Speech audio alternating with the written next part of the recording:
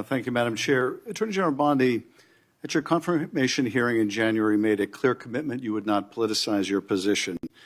We are here today at your first oversight hearing 9 months into your tenure, at a time when hundreds of career prosecutors have quit because they were required to take unethical actions at odds with that promise, or feared that they would have to take such actions if they remained on the job.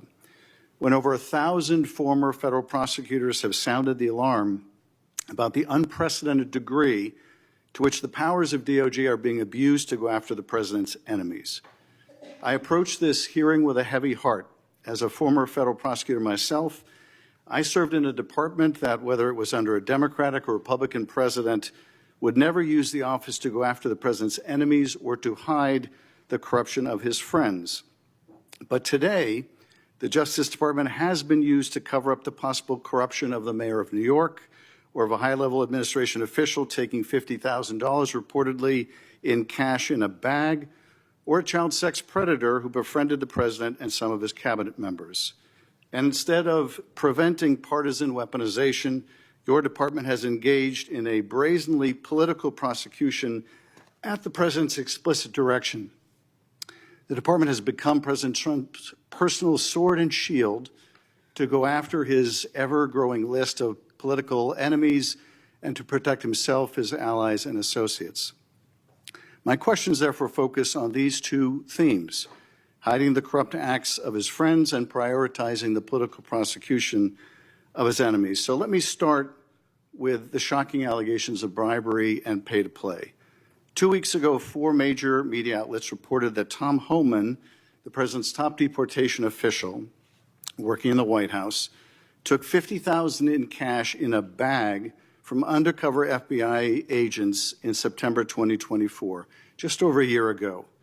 According to these reports, Homan indicated he would facilitate securing contracts in exchange for money once he was in office in a future Trump administration.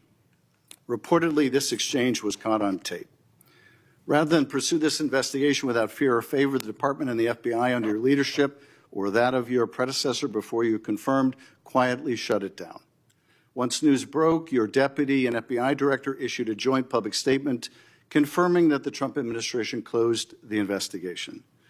White House Press Secretary Caroline Leavitt denied Homan took the $50,000, telling a reporter, quote, "Mr. Homan never took the $50,000 that you're referring to, so you should get your facts straight." So today, I hope you can help us get our facts straight. Was that true, what the White House press secretary said when she denied Homan took the money? Did he take the money? Senator Schiff, as I stated earlier, I was not in office. I was not confirmed when that was handled. So does that Deputy Attorney General Blanche and Director Patel said that there was no evidence that Tom Homan committed a crime. Yet now you're putting his picture up to slander him. No, I'm putting his picture up showing an interview he gave with, I think, Fox, in which he was asked explicitly about these allegations that he took a $50,000 bribe, and he refused to answer. He said he didn't answer the question whether he took the money, so I'm asking you the question. Did he take the money? Senator Schiff, I answered that question multiple times. And frankly, you know. Well, I don't think, with respect, I don't think you did. But in case I just didn't hear you, what is the answer? Did he take the money? Senator Schiff, that happened prior to my confirmation as Attorney General. Do you know, I said that. Do you know, sitting here, whether he took the money? All I know is that Deputy Attorney General Todd Blanche and FBI Director Patel said there was no case. And Caroline Leavitt is one of the most trustworthy human beings I know. So and, was she, Senator Schiff, if you worked for me, you would have been fired because you were censured by Congress for lying with your egregious... You can stipulate to all your personal attacks on the Democratic members of the committee. Personal attacks? You've been attacking my FBI director. You've been attacking my office. You've been attacking... But what we're interested in... borders are. What we're interested in is the answer to these oversight questions. You were asked by my colleague. Attacking good people. Regular order, Madam Chair, so I can ask a question.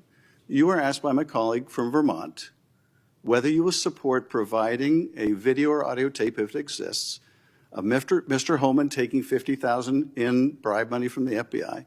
Will you support a request by this committee to provide that tape or tapes to the committee? Yes or no? Senator Schiff, you can talk to Director Patel about that. Well, I'm talking to you about it. You're the Attorney General. This will be your decision. Will you support? You don't have to tell me what is my decision and what is then- not then- my decision. then- I and said you- and you you can don't talk have to to- Director you don't Patel. have to try to- You think you you've don't got a have to- gotcha with Tom Homan, our Excuse me, border czar, excuse me, you who's don't- been out there excuse me. fighting for our country Madam since Chair, Donald Trump took office. I'm trying to ask you a question. Regular order, please. And you don't have to defer to the FBI director to pass the buck. So I'm asking you, will you support a request so that the committee, or indeed I believe the American people, should be able to see that video or audio tape? Will you support that request? Will you apologize to Donald Trump So for I trying guess, to I impeach guess the him answer is you won't support that after request. you now know that So Joe let me- Biden tried to cover up do Hunter this. Biden's involvement with Excuse Ukraine? me. Let me do this because I think it's valuable that the American people get a sense of what you've refused to answer today. So these are just some of the questions you refused to answer, or have answered with personal attacks on members of this committee. You were asked whether you consulted with career ethics lawyers, as you promised you would do during your nomination hearing, when you approved the president receiving a $400 million gift from the Qataris. You refused to answer that question. You were asked who or what role you may have played, or who played the role in asking that Trump's name be flagged in any of the Epstein documents gathered by the FBI. You refused to answer that question. You were asked whether Holman kept the $50,000 bribe money. You refused to answer that question. You were asked whether Holman paid taxes on the $50,000 bribe money. You refused to answer that question. You were asked, did career prosecutors find insufficient evidence to charge James Comey? You refused to answer that question. You were asked, how are military strikes on these boats in the Caribbean legal? And you refused to even answer that question. You were asked, a law degree, excuse me. You were asked, did you discuss indicting James Comey with the president? You refused to answer that question. You were asked, did you approve the firing of antitrust lawyers who disagreed with the Hewlett-Packard merger? You refused to answer that question. You were asked whether you support a restoration fund for violent insurrections to attack the Capitol on January 6th. You refused to answer that question. You were asked whether you were firing career professionals, career prosecutors, just because they worked on January 6th investigations. You refused to answer that question. You were asked by my California colleague whether you believe government officials, like immigration officials, have to abide by court orders. You wouldn't even answer that question. This is supposed to be an oversight hearing. Oversight? Excuse me, you can attack me after my time is over. You've attacked all of us, including President Trump, for your entire career. You can attack me later, and I know you've got plenty of canned attacks. We've heard them all day to day. Canned attacks on you? This is supposed to be. No one needs a canned attack on you. Regular order, Madam Chair. I'm trying to speak. This is supposed to be an oversight hearing of the Justice Department. And it comes in the wake of an indictment called for by the president of one of his enemies. This is supposed to be an oversight hearing, and it comes in the wake of revelations that a top administration official took $50,000 in a bag, and this department made that investigation go away. This is supposed to be an oversight hearing when dozens of prosecutors have been fired simply because they worked on cases investigating the former president. This is, and now the current president. What about the fires in California? Do you care about that, Senator Schiff? This is supposed to be an oversight hearing in which members of Congress can get serious answers to serious questions about Are the riots in LA serious? About the cover-up of corruption, about the prosecution of the president's enemies.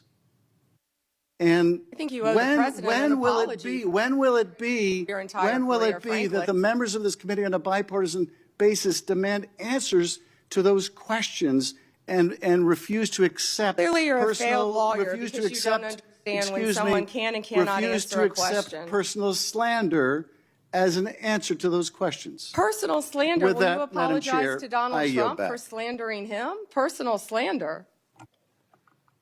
Thanks, Mr. Chairman. Madam Attorney General, let me ask you this question. Were you consulted by the White House before they deployed National Guard troops to cities in the United States? I am not going to discuss any internal conversations with the White House. You won't even say whether you talked to the White House about this? I am not going to discuss any internal conversations with the White House with you, Ranking Member. I noticed that. What's the secret? Why do you want to keep this secret? The American people don't know the rationale behind the deployment of National Guard troops in my state. The word is, and I think it's been confirmed by the White House, they are going to transfer Texas National Guard units to the state of Illinois. What's the rationale for that? Yeah, Chairman, as you shut down the government, you voted to shut down the government, and you're sitting here, our law enforcement officers aren't being paid. They're out there working to protect you. I wish you loved Chicago as much as you hate President Trump. And currently, the National Guard are on the way to Chicago. If you're not going to protect your citizens, President Trump will. I've been on this committee for more than 20 years. That's the kind of testimony you expect from this administration. A simple question as to whether or not they had a legal rationale for deploying National Guard troops becomes grounds for a personal attack. Disclose what, Ranking Member?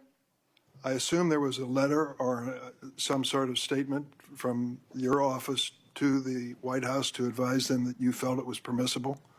First, to address my role with Qatar, as I addressed with you during my confirmation hearing, I disclosed it in my SJQ. In private practice, I worked for Qatar for anti-human trafficking for the World Cup. That was my only involvement, and I made that very clear, and I'm very proud of everything I've done with anti-human trafficking. Obviously, in preparing any advice for the President on a jet or anything else, we consult with the Office of Legal Counsel. The confidentiality applies to their input as well. And Chairman, if you would approve and vote to approve, as Chairman Grassley said, excuse me, Ranking Member, as Chairman Grassley said, my employees, we would answer your letters a lot faster, yet you're stalling them at every stop. And to go back to your previous question, your city has a murder rate 5 times higher than New York's. 571 homicides last year. If you were serious about protecting your people, you would be asking this administration for help. You're saying that we're coming into your state and your city.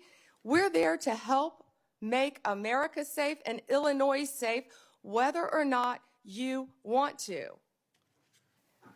Chairman, I didn't gift a jet to anyone. My Office of Legal Counsel provides confidential advice to the President, to the White House, period. And you're conflating two issues. Cutting grants, I was very clear about what grants we've cut and what grants we haven't, only 7%. And if you have a grant in Illinois that you think that I've cut that is not protecting law enforcement officers or your people, you personally call me and I will work with you to turn that grant back on. I think many of the Democrats here can tell you, I have worked with them to turn grants back on. There's an appeal process. Tell me a specific grant that I have turned off in Illinois that would help law enforcement, and I will work with you. But you have not done that. Did you take a look? The National Guard is on the way right now as we speak. Oh, by the way, so is Director Patel and Deputy Attorney General Todd Blanche. You're sitting here grilling me, and they're on their way to Chicago to keep your state safe. Madam Attorney General, it's my job to grill you. Attorney General Bondi, why did you publicly claim to have the Epstein client list waiting for your review and then produce nothing relevant to that claim?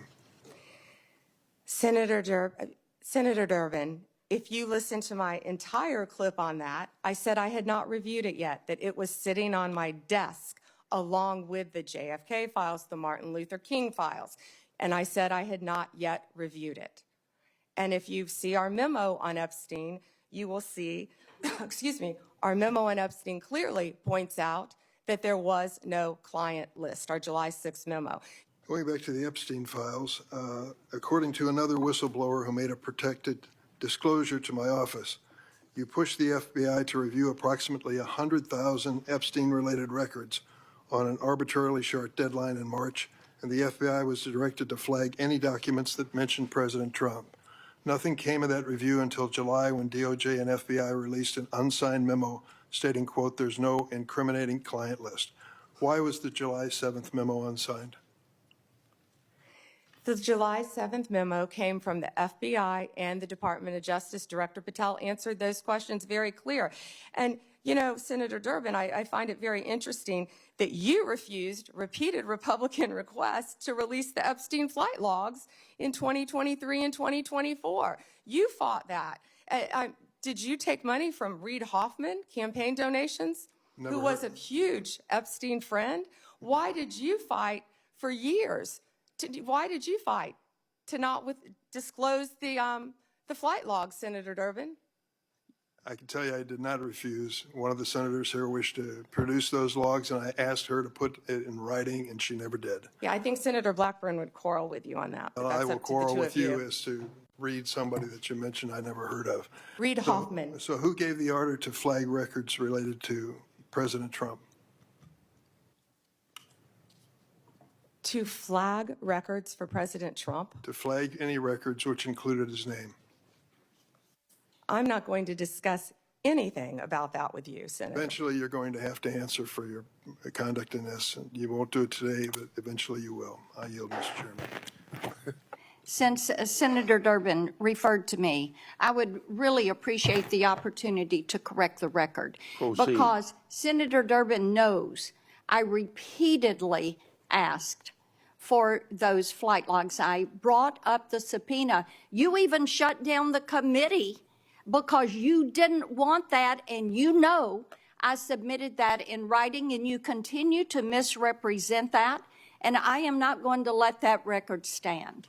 Okay, Mr. Chairman, go ahead, Senator Durbin. I just want to make it clear that the reason the committee business ended was that your side invoked the 2-hour rule. Point number 2 is I asked you if you wanted any documents like flight logs to put it in writing. You never did. Yes, sir, I did, and your staff knows that I did. No, We'll submit once again Send me a copy of the that, information to you. We've done that several times, but we'll be happy to once again send it to disagree. you. I think your staff doesn't show that to you. Are you familiar with the Steele dossier? Yes, Senator. That was a dossier prepared and paid for by the Clinton campaign.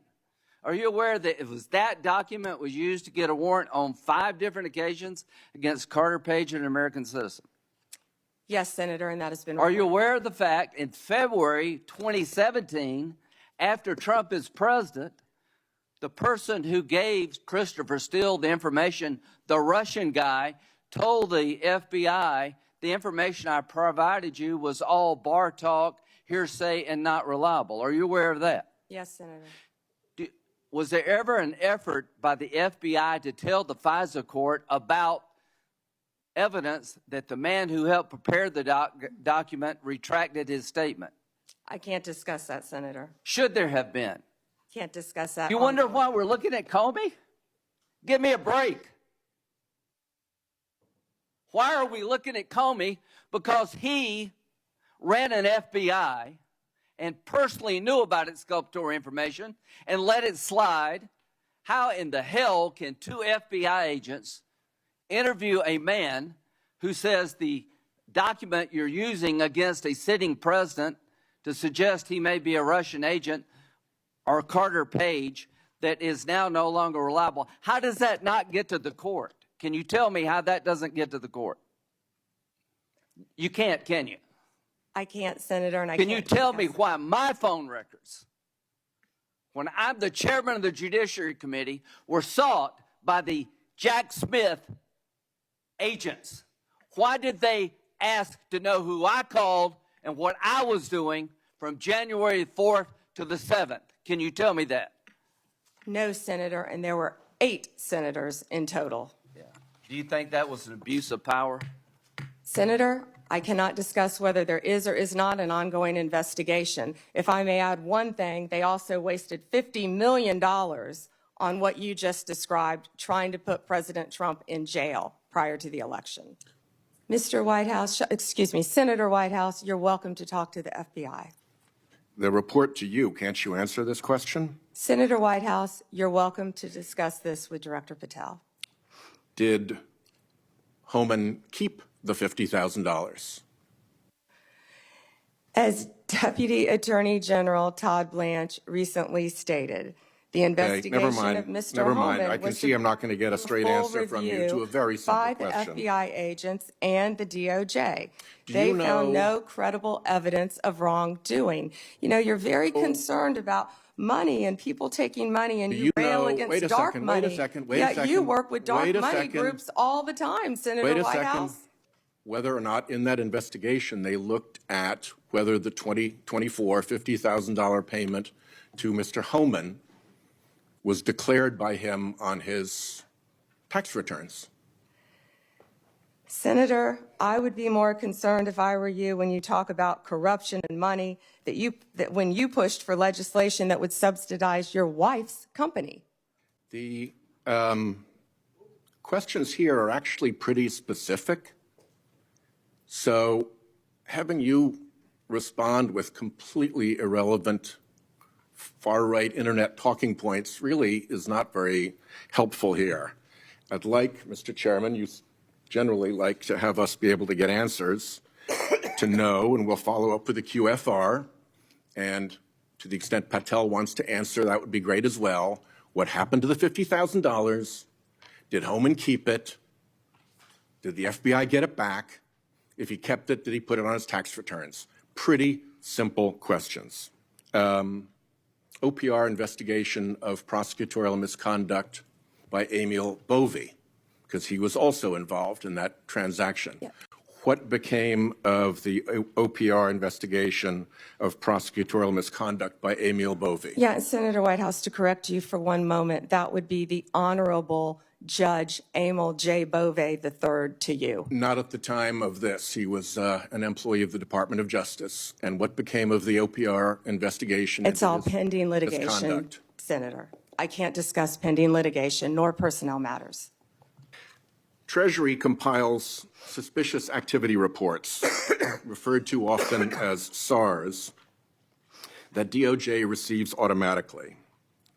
Hundreds related to accounts of Jeffrey Epstein. How many of those Treasury SARs did you or Director Patel investigate? Senator, I'm not sure if you're concerned because you took money, I believe, did you, from Reid Hoffman, one of Epstein's closest confidants, not only once but twice in 2018 and 2024, if that's correct. But, Senator, did you ask Merrick Garland any of this over the last 4 years when he sat before you? This investigation has been going on. This investigation was closed. Did you ask Alex Acosta that? And Patel came to office, you said you would look into this. There were hundreds of suspicious activity reports. Some people would deduce from the fact that they are called suspicious activity reports that there might be suspicious activity. And yet you seem to have looked at 0 of those suspicious activity reports involving Jeffrey Epstein accounts. Let me ask you something else. There's been public reporting that Jeffrey Epstein showed people photos of President Trump with half-naked young women. Do you know if the FBI found those photographs in their search of Jeffrey Epstein's safe or premises or otherwise? Have you seen any such thing? You know, Senator Whitehouse, you sit here and make salacious remarks, once again trying to slander President Trump left and right, when you're the one who was taking money from one of Epstein's closest confidants, I believe, I could be wrong, correct me, Reid Hoffman, who was with Jeffrey Epstein on multiple occasions. And the senator sitting right next to you tried to block the flight logs from being released. Yet you're grilling me on President Trump and some photograph with Epstein? Come on. The question is, did the FBI find those photographs that have been discussed publicly by a witness who claimed Jeffrey Epstein showed them to him? You don't know anything about that. Okay. before Cornyn speaks, I get kind of amused about my Democratic colleagues bringing up Treasury suspicious activity reports regarding Epstein. When Senator Johnson and I issued our Biden family reports in 2020, we used information from these very same type of documents. And you know what? We were criticized by our Democratic colleagues for doing so, and for years they ignored the evidence of the Biden family criminality. I don't think my colleagues can have it both ways. Last week, maybe the week before last, I lose track of the days, we had the head of the Metropolitan Police Union for the District of Columbia here, and I asked him about violent crime in our communities. And I asked him whether there was a straight line from the open border policies of the Biden administration, which helped facilitate the cartels from exporting their poison to the United States, only to then find it distributed by criminal gangs who then engage in violence in our communities, like Chicago, to protect their territory and the profits that go along with that illegal drug trafficking. But I want to ask you about another aspect of the open border policies, and that has to do with one of the least reported tragedies and scandals associated with the Biden open border policies, and that has to do with the 500,000 children, sometimes called unaccompanied children, UACs, 500,000 children that the Biden administration allowed to be placed with sponsors in this country that were largely unvetted, and subjecting them to who knows what, and then abandoning them by taking the position that it's not the federal government's responsibility, it's local child protective agencies that have to follow up on these kids. So they couldn't tell you whether they were being trafficked, recruited into gangs, whether they were going to school, whether they were getting the health care that they need. They couldn't tell you because they didn't care. So I know that President Trump's administration, the Department of Justice in particular, has located 22,000 of these 500,000 children. Could you talk to us a little bit about your efforts to rescue these children that had been abandoned by the Biden administration? Yes, and Senator, thank you for asking that question. President Trump cares deeply about our children of this country and children from around the world. This is horrific what has been happening in our country. Law enforcement has arrested approximately 458 sponsors. Now, what these sponsors are, they lie to ORR, many of them, to have an unaccompanied alien child. Some of them later exploit and abuse these children. They're not parents, they're not guardians. They're coming into this country, they were coming into this country without any ramification across the Mexican border until Donald Trump became president again, and that's when it stopped. We are doing everything in our power to find and arrest these people who are exploiting these children and find these children throughout our country. One of those cases, we charged a Guatemalan national unlawfully residing in Cleveland with lying to government because he became the sponsor of a young girl. And of course, we found he was later sexually abusing her. That's one of many cases, Senator Cornyn, that I can talk about. And Donald Trump will not rest until all of these sponsors are found and these children are found and protected. Thank you.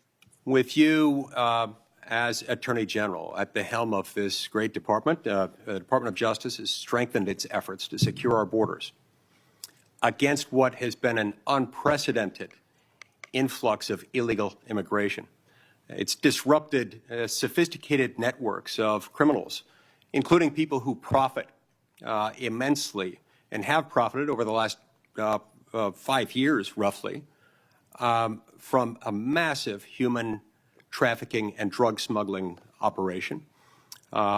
And it also just demonstrated an unwavering commitment to the safety of American citizens.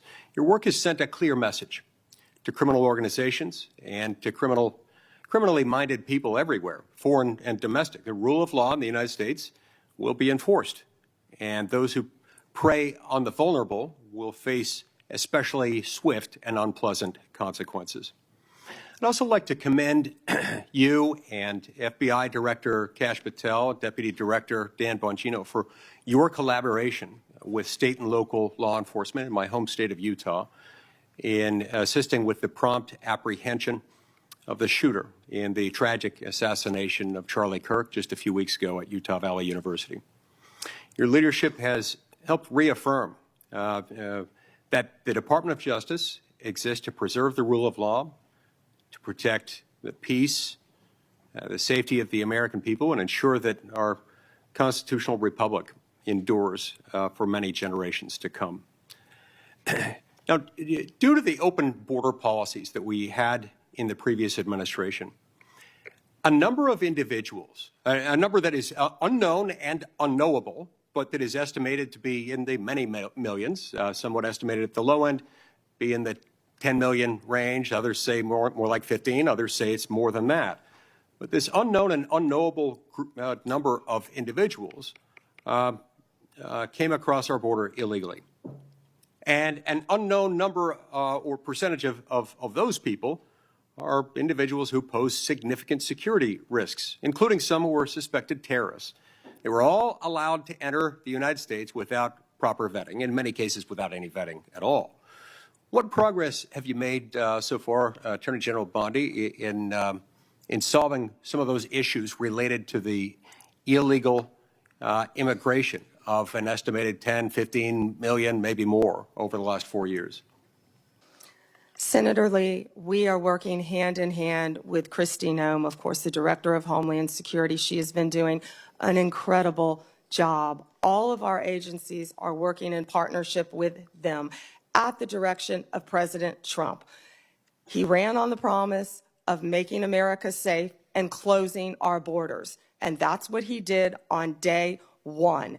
He has also declared many of these transnational gangs as terrorist organizations, which is exactly what they are. They have been coming into our country from Mexico, from Venezuela, from other countries. They have been setting up shop right in our country. They are narco-terrorists, and it is going to stop, and it is stopping under his watch.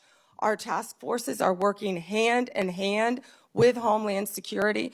Director Patel, Deputy Director Bongino have been going non-stop to make America safe again. That's not just a slogan. That's protecting everyone in this room. That's what we're doing as a country. We don't care if you live in Chicago. We don't care if you live in Florida. We don't care if you live in Utah. President Trump wants everyone to be safe, including right here in Washington, D.C., and that's what he's been doing. Not only that, Senator Lee, the surge, I'm sorry about my voice, the surge of drugs in this country has been horrific over the last 4 years. DEA they have seized 4,500 kilos of fentanyl powder and 50 million fentanyl pills, which I said earlier represents 370 million deadly doses of fentanyl. These transnational gangs, it's all about drugs and money, and they are destroying our country. They are destroying our children, and a lot of this fentanyl, as we know, is made, the precursors in China. They're coming in our country through Mexico and now other places, and under Donald Trump, it's going to stop because he has secured our borders, Senator Lee. And we're very grateful for that effort. It's interesting to note, moreover, that under the leadership of your predecessor, the Department of Justice, the FBI, and others who routinely appear before this committee, when asked about the human smuggling operation going on across our southern border, routinely denied that fentanyl was coming in significant quantities through the human trafficking operation. They stated never with any evidence, never with any ability to back it up, to prove this was the case, that these things were coming across the points of entry through vehicles, through trucks, and otherwise. We know that not to be true, and we appreciate your work in exposing that. Now, in recent months, going along with this law enforcement effort, there's been a disturbing trend. It's a disturbing trend that seems to be on the increase in recent days and weeks. That is a rise of violence directed at federal law enforcement officers engaged in immigration-related arrests, including direct physical threats, organized riots outside of detention facilities, and most tragically, of late, a fatal shooting targeting an ICE facility in Dallas.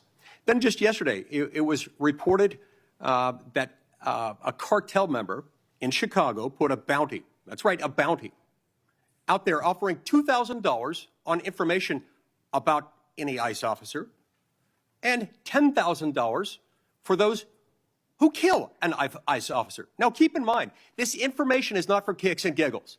It is not for a game of Trivial Pursuit. That information, for which the cartel member would pay $2,000, is there so that others can kill an ICE officer and get $10,000. That's what that is.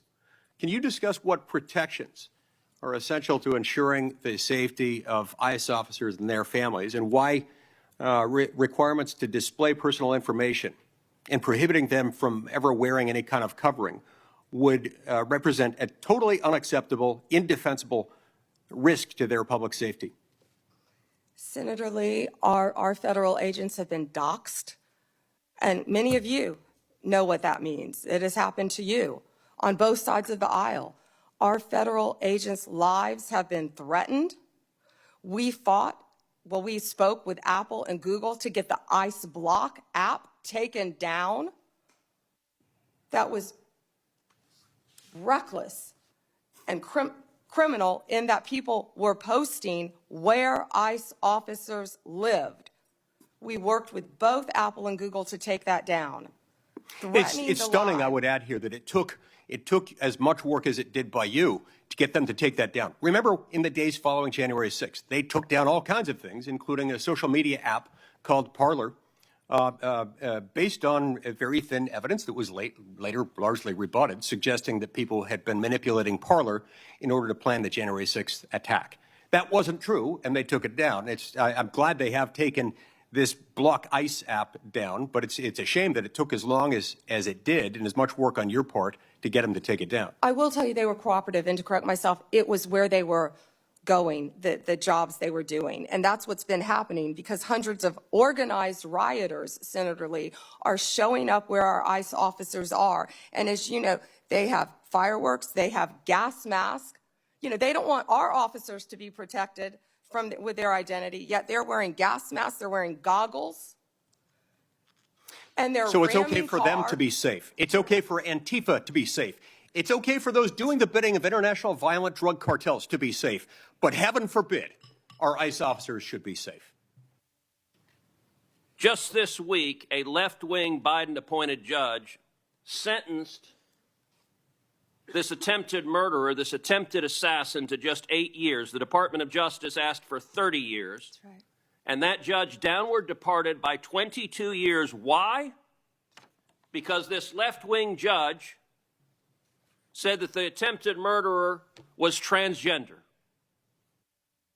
And because he identifies as transgender, apparently it's okay to try to kill a Supreme Court justice if your politics are sufficiently woke. Now, I know you have said the Department of Justice is going to appeal, and you absolutely should. I called this week, I believe this judge should be impeached, because the judge has demonstrated she is completely unfit to be a federal judge. And what is your view of the justice of this sentence of just 8 years for the attempted murder of a Supreme Court justice? I was speaking with our prosecutor, Ms. Mal, who did an incredible job on this case. She did an incredible job. And yet, this judge gave 8 years.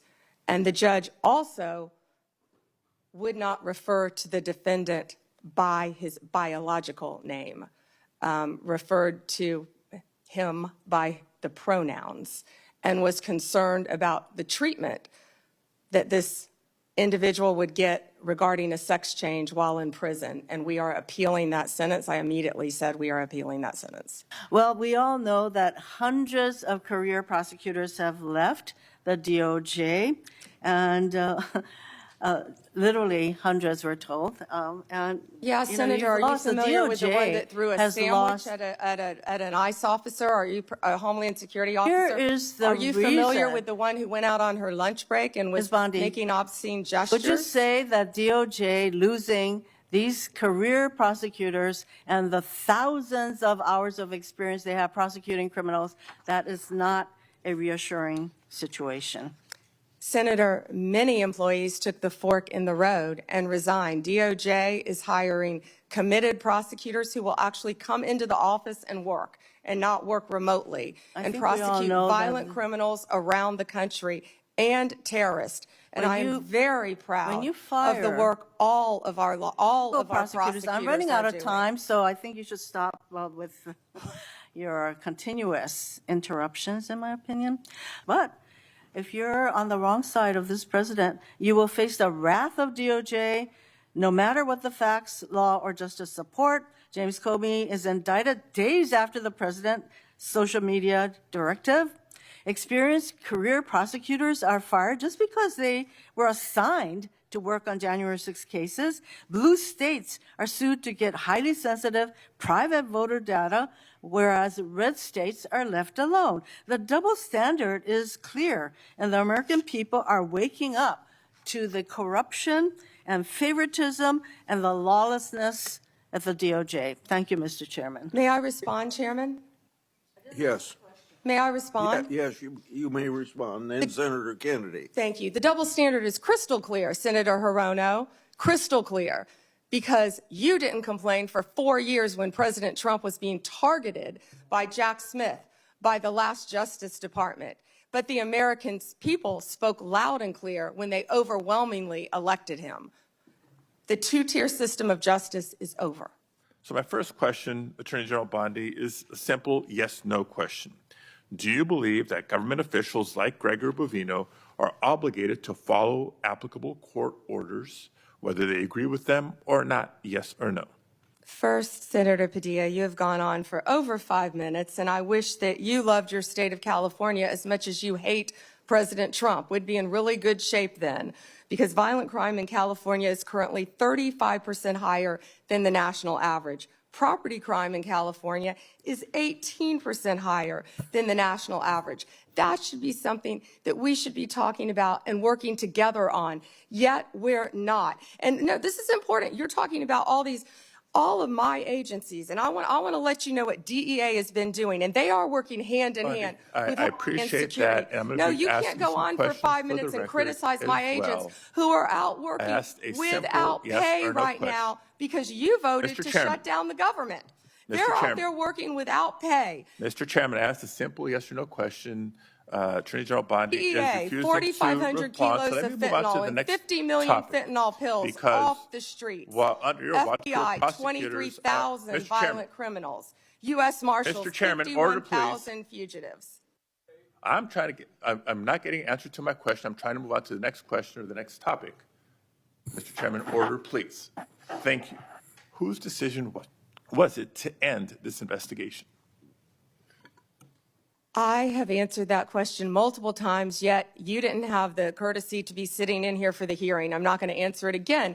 And I find it interesting that you want order in this proceeding. No, excuse me, Senator. Then You I'll want ask a order in this follow-up question. proceeding Mr. now. Chairman, order, You sure please. didn't I'll have ask a order when follow-up you question. stormed Secretary Nome Mr. Chairman, at a press Mr. conference in Chairman, order, California, please. did you?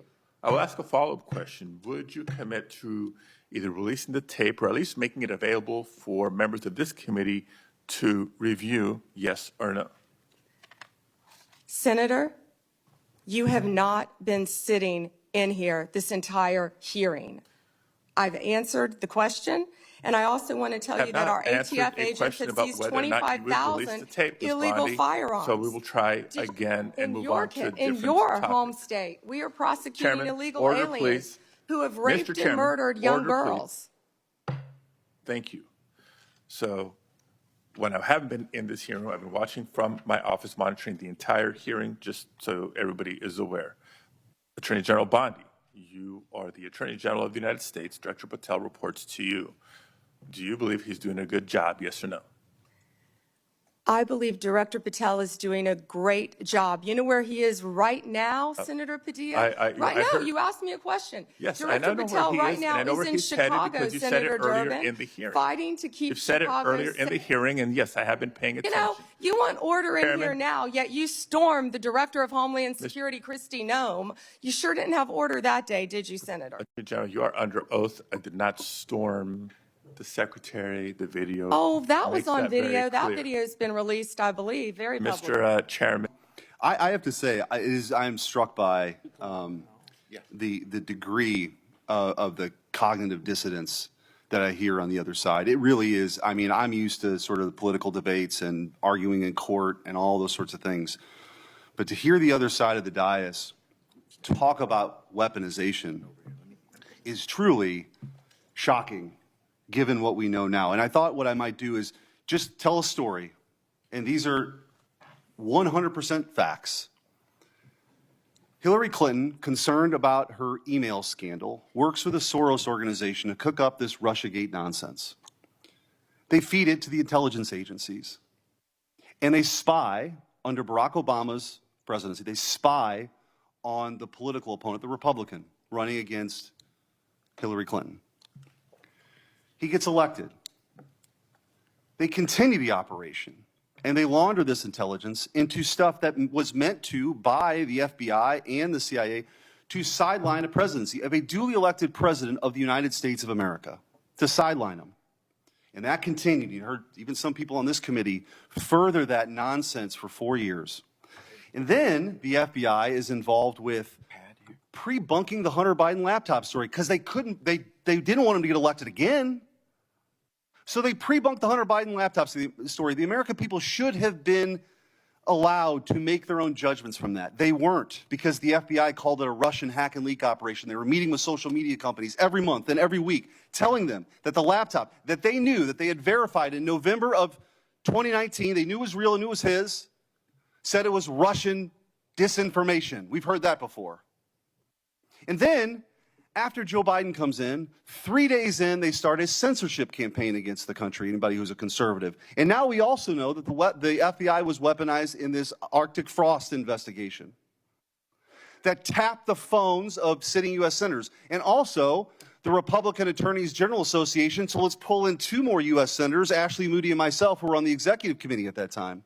Charlie Kirk, political organizations they didn't agree with. This is not in the Soviet Union in the 1980s. This is in the United States of America in the last few years. And then, when they thought President Trump was on the run and there's no way people would elect him, and then he announces he's running for president, 3 days later, Jack Smith's appointed to get Trump. Fani Willis brings charges against President Trump, and the assistant prosecutor meets with the White House counsel's office. Why would that happen? Then you have Alvin Bragg bring his charges. The number 3 person at DOJ goes to work for him to get Trump. All in the United States of America. This continued. And Senator Hawley asked the question, wrote it down, what is happening in this country? And I hope that MSNBC is still broadcasting this, because I'm sure their viewership hasn't heard this story that's gone on for 10 years. The truth is, they never forgave President Trump for coming down the escalator at all. They didn't like him. They didn't like the disruption. And they've spent the better part of a decade not just going after him, but demonizing half the country as fascists and Nazis and threats to democracy. And they have fueled this division in their inability to accept the fact that half of the country isn't deplorables, as Hillary Clinton called her, bitter clingers, as Barack Obama called them, or trash, as Joe Biden called them. That they rose up and they sat in their own jury box and they saw all this stuff play out over a decade and they rejected it. And now you have come in to clean that up, and you are doing a great job in doing that. And let me make this clear. There is a big difference between what happened under the Biden regime and the weaponization, and then holding those people accountable. That is not weaponization. If that doesn't happen, this will happen all over again. So your job, as you talked about in your confirmation hearing, is so important that this never happens again. And holding people accountable who are part of this conspiracy is absolutely your job. And I'm also taking, you don't have to comment on this, your unwillingness to answer questions that have come up. I am led to believe, as a former attorney general, that that might mean there's an ongoing investigation. You don't have to talk about it. The statute of limitations may have run on some of this stuff, but not on a conspiracy. And if you're a co-conspirator in mile marker 1, even if you want to get on the exit ramp in mile marker 5, you are liable for the conspiracy in mile marker 10. And we are at mile marker 10. And I will also say what's happening in this country. What's happening with the assault on ICE officers is truly shocking. Deportations are nothing new. Bill Clinton deported 12 million people. 12 million people. You didn't see this. The radicalization that's happened on the left that plays out with political violence is real. And by the way, let me also point out that if we had a scenario where John Thune was on the Supreme Court steps saying, "You've reaped a whirlwind, Supreme Court justices," and then a right-wing assassin tried to kill Ruth Bader Ginsburg, and then a Republican-appointed judge only gave that person 8 years, there would be riots on the streets. Cities would be burning right now. So let's just call it out. We need the cleansing here. Let's just be truthful about what's happening. This left-wing political alliance violence is not a both sides thing. It's not. And so, Attorney General, I do want to ask you a couple questions about that, because I feel like we have got to get a handle on this. Despite the overwhelming evidence that the political violence threat right now comes primarily from the left, the media just won't do it. They won't go along with it. They cite a few ridiculous studies to say that right-wing political violence is the main problem.